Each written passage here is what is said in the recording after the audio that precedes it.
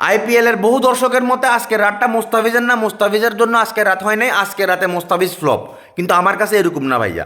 আপনারা বললে হয়তো অনেক কিছু বলতে পারেন, কিন্তু সব কিছু আসলে বলার আগে একটু চিন্তা করা দরকার। আজকে চেন্নাই যে পরিমাণ রান করছে ভাইয়া, এই রানে চেন্নাই জিতার সম্ভাবনাটা খুব কম ছিল আজকের ক্রিজে।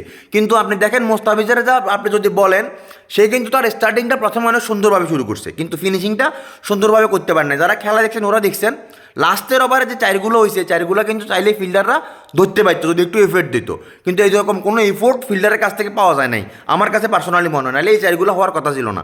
আর এই চারগুলো যদি না হইতো তাহলে তার ইকোনমি অনেক নিচে নামে চলে আসতো। মোস্তাফিজুর রহমানের যে ইকোনমি 10, ওইখানে কিন্তু জাদেজার ইকোনমিও কিন্তু 10।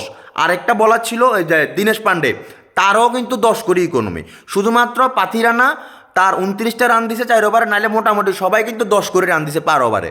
ওইখানে মোস্তাফিজুর রহমান 1 উইকেট পাইছে, আর এই 1 উইকেটটা ছিল একদম ইনিংসের প্রথম ব্রেক থ্রু 134 রানে। যদিও এর আগে যার একটা ক্যাচ মিস হয়েছিল, আর ওই মিসটার কারণে আমি বলতেছি যে এই মিস মানে শেষ, এই ম্যাচটা বাইরে হয়ে গেছে। কারণ রান আরও অনেক দরকার ছিল। চেন্নাইয়ের যে ব্যাটাররা ছিল, ওই ব্যাটাররা তাদের পরিপূর্ণ হতে, তাদের যেই মানে রান যেটা করার দরকার ছিল, ওইখানে যদি রান যদি আজকে মনে করেন 200 রান হইতো, 210 রান হইতো, তাইলে ভিন্ন কিছু হওয়ার চিন্তা ভাবনা থাকতো।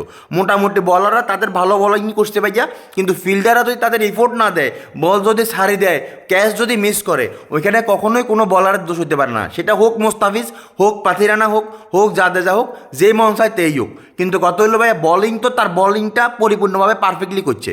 ওইখানে মোস্তাফিজুর রহমানের দোষ আমি খুঁজি পাই না। পত্রিকায় নিউজ করতেছে today is not for Mustafiz. আমি বুঝলাম না আসলে এটা। মোস্তাফিজুর রহমান কি 45 রান 43 রান দিতে পারে না? এটা আইপিএল না। স্টোকের মতো বলার, স্টার্কের মতো বলার, হেতারা যদি মনে করেন 60 রান 70 রান দিতে পারে, ওইখানে মোস্তাফিজের এত কম রান আসলে আহামরি কিছু না। 1 ম্যাচ 2 ম্যাচে রান দিতে পারে, ওইটা একদম অন্যরকম কিছু না। এটা ওডিআই কোনো ম্যাচ না ভাইয়া, এটা টি-20 ম্যাচ। এখানে সবাই মার খাইতে হবো। যার দিন ভালো যাবো সে ভালো করবো, যার দিন খারাপ যাবো সে খারাপ করবো, এটা স্বাভাবিক কথাবার্তা। কিন্তু এর মানে এই না যে মোস্তাফিজ খারাপ বল করছে। পুরো ইনিংসের ভিতরে মোস্তাফিজরে কেউ একটা ছক্কা মারতে পারছে?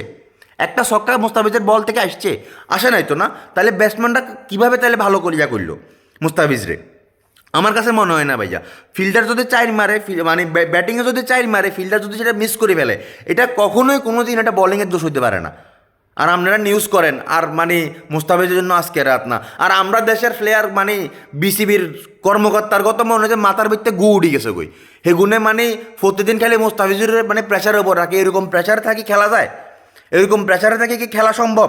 হেগুনে কয় মুস্তাফিজের তুন বলে আইপিএলের প্লেয়ারকে বলে শিকার আছে বলে, মুস্তাফিজের বলে কিছু শিকার নাই বলে।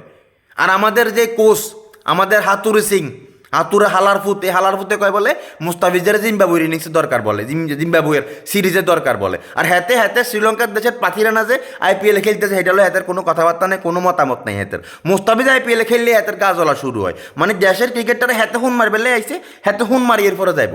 আর আমাদের জালাল ভাইয়া, এই জালাল ভাইয়ারা যদি ওই যে আমাদের নান্নুদার লগে যদি ভাড়া দিতে হইতো খুব ভালো হইতো। কারণ এই দাদা দেখেছি ইদানিং, জালাল ভাই দেখেছি ইদানিং শুকনা খায় উল্টা পাল্টা। তার কথাবার্তাগুলো পছন্দ হয় না, তার যুক্তিকতাগুলো পছন্দ হয় না। কী যুক্তিতে সে এগুলো ভাবে আমার আসলে মাথায় আসে না। হাতে কয় বলে আইপিএল, বলে আইপিএলের থেকে মুস্তাফিজের কিছু শিকার নাই। আইপিএলের প্লেয়ারদের নাকি মুস্তাফিজের থেকে শিকার আছে। এতে যে কে শুকনা খাবাই দিল আমার আসলে মাথায় ঢুকলো না আসলে। যাক, আমরা সবসময় মুস্তাফিজের পাশে আছি। মুস্তাফিজ ভালো করলেও আসি, মুস্তাফিজ খারাপ করলেও আসি, তবে আলটিমেটলি মুস্তাফিজ খারাপ করে না, এটা কখনো খারাপ হইতে পারে না। আপনারা যদি খারাপ বলতে চান বলতে পারেন, কোনো সমস্যা নেই। কিন্তু আলটিমেটলি আমার কাছে পার্সোনালি এটা খারাপ হইতে পারে না। যেখানে সবাই মার খেয়েছে ভাইয়া, ওইখানে মুস্তাফিজরা আপনি আলাদা করে চিন্তা করলে মানে আসবে না জিনিসটা। কারণ আপনি এখানে 2016-17 সালের মুস্তাফিজরা আপনার এখানে পান নাই। 24 সালের মুস্তাফিজ যে আবার কামব্যাক করার জন্য প্রচুর পরিমাণ চেষ্টা করতেছে, তারা একটু সময় দেওয়া দরকার। ঠিক আছে, হুলুস্থুল করে মানে মন আছে, মোবাইল আছে, ফেসবুক আছে, টাস করে কমেন্ট একটা করে দিলেন দেশের প্লেয়ারের বিপক্ষে।